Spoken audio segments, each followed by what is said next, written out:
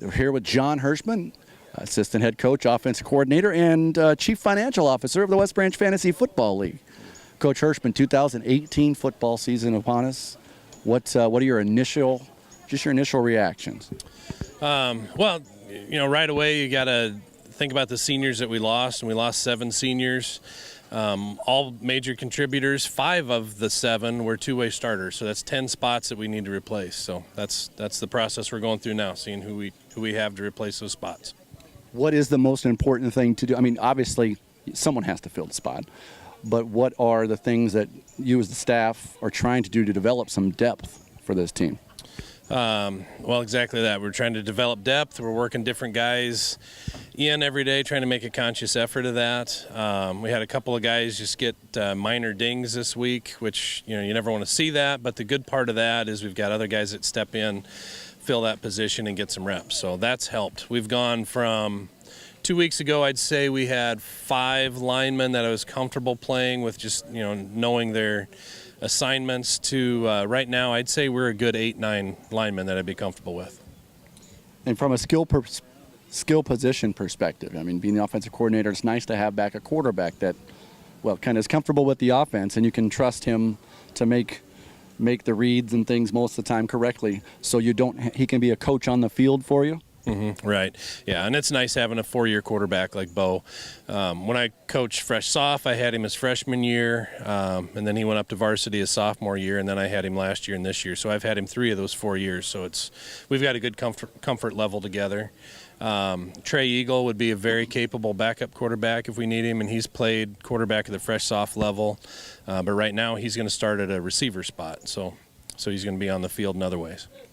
I mean, you talked about losing some of the two-way starters from last year, 2 of them being, from offensive perspective, Ben Thompson, Jacob Graves, who were part of a trio that all had 40 receptions, which is, at the high school level in Iowa, it just doesn't happen very often. So you lose that, but you bring back your third leading receiver in Brett Sheely to kind of lead a receiving corps that, besides him, doesn't have as much experience.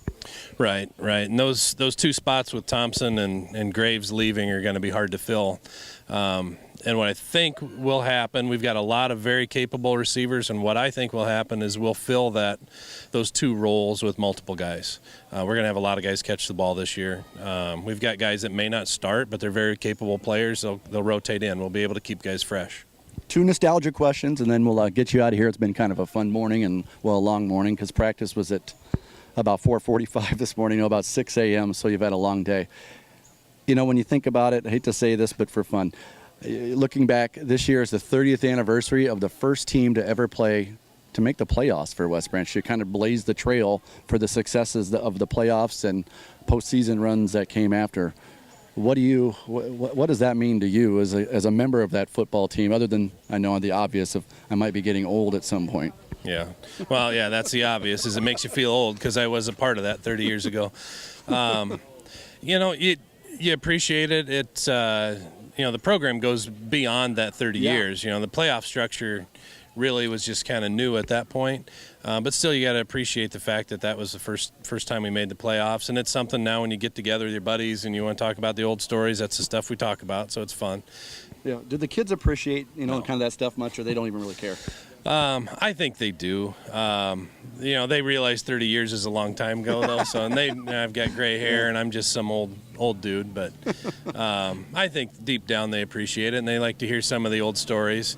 And the stories they really like to hear are the old stories that I can tell them about Butch in the old days. And some of those I can share, and most of them I can't. But the kids like those. And then just to kind of pile on with that question is, what gives you the excitement of being? Now you're on the team, then now you're a coach. Every year do you get a new level of excitement and just being anxious to be a part of the experience of West Branch football?